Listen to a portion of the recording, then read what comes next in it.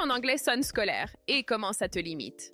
Tu as appris l'anglais à l'école, des règles, des temps verbaux, des listes de vocabulaire, des phrases complètes, des structures parfaites. On t'a appris à écrire correctement, à construire des phrases longues, à éviter les erreurs, à respecter la grammaire.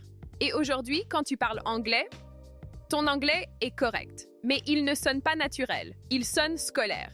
Et la différence entre les deux est énorme. Parce que parler anglais correctement n'est pas la même chose que parler anglais naturellement. Imagine cette situation. Tu es à l'étranger. Quelqu'un te demande « How was your day ?» Tu réponds « My day was quite good because I had the opportunity to complete several important tasks. » C'est correct, grammaticalement impeccable. Mais un natif dira simplement « It was good, I got a lot done », plus court, plus simple, plus fluide. L'anglais scolaire t'a appris à développer. La conversation te demande à simplifier, et ça change tout. À l'école, on valorise les phrases complètes, les structures complexes, les subordonnés, les connecteurs logiques. Mais dans la vraie vie, les natifs coupent, raccourcissent, simplifient, utilisent des blocs. Regarde cet exemple. Anglais scolaire.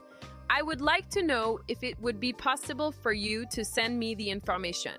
Conversation réelle. Can you send me the info? Même message, moitié moins de mots. Autre exemple, anglais scolaire. I do not agree with this point of view. Conversationnel. I don't agree. I'm not sure about that.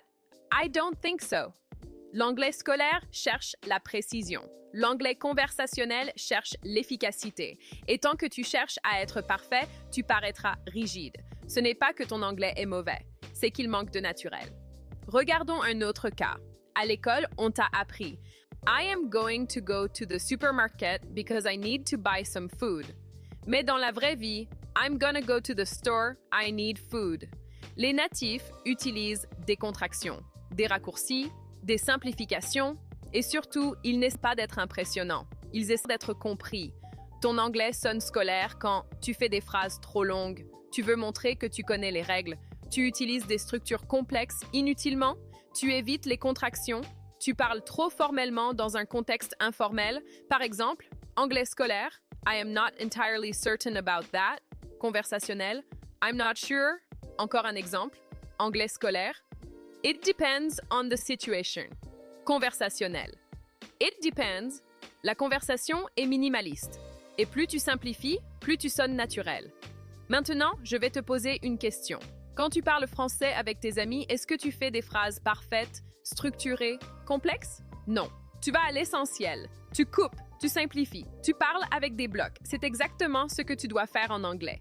Le problème, ce n'est pas ton niveau, c'est que ton cerveau associe l'anglais à l'école, à la note, à la correction, à la perfection. Mais la conversation ne demande pas la perfection, elle demande la fluidité. Et dans le chapitre suivant, je vais te montrer concrètement, phrase par phrase, comment transformer ton anglais scolaire en anglais conversationnel naturel. Maintenant, on va rentrer dans le concret, parce que comprendre la théorie, c'est bien, mais voir la différence phrase par phrase, c'est beaucoup plus puissant. Je vais te montrer plusieurs situations réelles, et à chaque fois, on va comparer version scolaire, version conversationnelle. Situation 1, donner son avis. Anglais scolaire. I believe that this solution would be more appropriate in this particular context. Anglais conversationnel. I think this would work better. Même idée, mais beaucoup plus naturelle. Les natifs enlèvent les mots inutiles. Ils vont à l'essentiel. Situation 2. Être en désaccord. Anglais scolaire. I do not entirely agree with this point of view. Conversationnel. I don't really agree. I'm not sure about that. I don't think so. Encore une fois, plus court, plus direct, plus fluide. Situation 3. Expliquer un problème. Anglais scolaire. There seems to be an issue regarding the delivery of the product. Conversationnel. There's a problem with the delivery.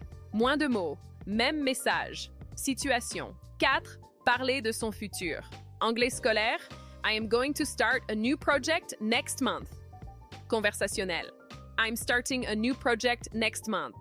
Les natifs utilisent beaucoup le présent progressif pour parler du futur. C'est plus naturel à l'oral. Situation 5. Demander quelque chose. Anglais scolaire. I would like to ask you if it would be possible for you to send me the file. conversationnel. Can you send me the file? Ou un peu plus poli, could you send me the file? La conversation ne cherche pas la complexité. Elle cherche l'efficacité.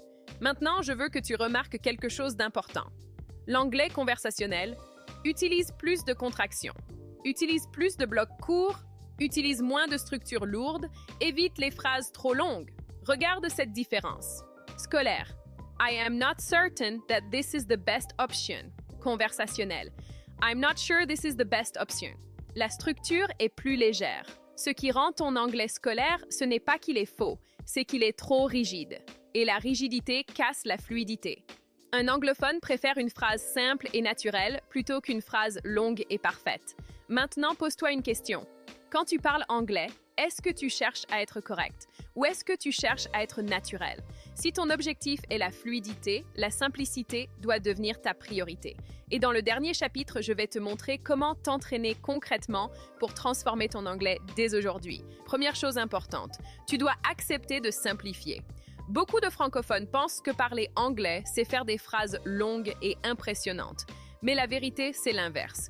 Plus tu simplifies, plus tu sonnes naturel. Par exemple, au lieu de dire « I would like to express my opinion regarding this situation », dis simplement « I think », c'est suffisant.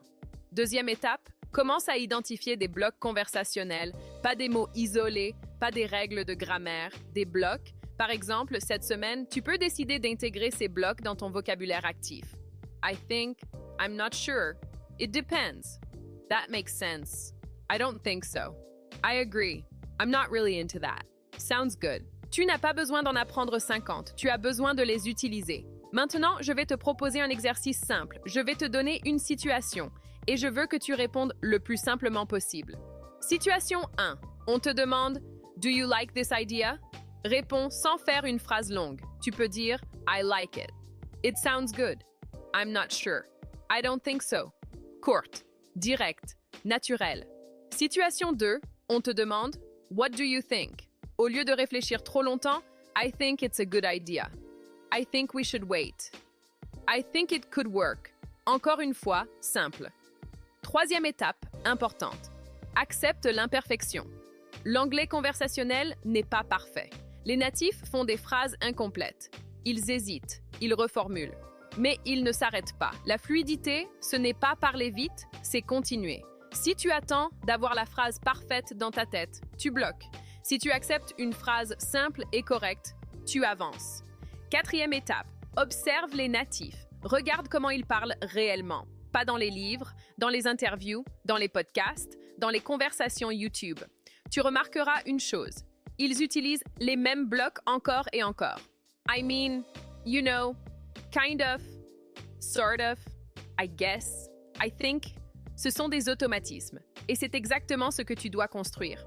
Cinquième étape, entraîne la rapidité. Donne-toi une règle simple. Quand quelqu'un te pose une question en anglais, tu réponds en moins de 2 secondes. Même si c'est simple, même si ce n'est pas parfait. Parce que la vitesse force ton cerveau à utiliser ce qu'il connaît déjà. Pas à traduire. Maintenant, imagine ton anglais dans 3 mois si tu appliques ça chaque semaine. Moins de traduction, plus de blocs, plus de simplicité, plus de rapidité. Ton anglais ne sera peut-être pas plus complexe, mais il sera plus naturel. Et c'est ça qui change tout. Si tu te reconnais dans ce que je viens de décrire, écris en commentaire « anglais scolaire ». Et si tu veux transformer ton anglais en anglais conversationnel, abonne-toi. Dans les prochaines vidéos, on va travailler bloc par bloc, situation par situation, pour rendre ton anglais plus naturel, plus fluide et surtout plus confiant.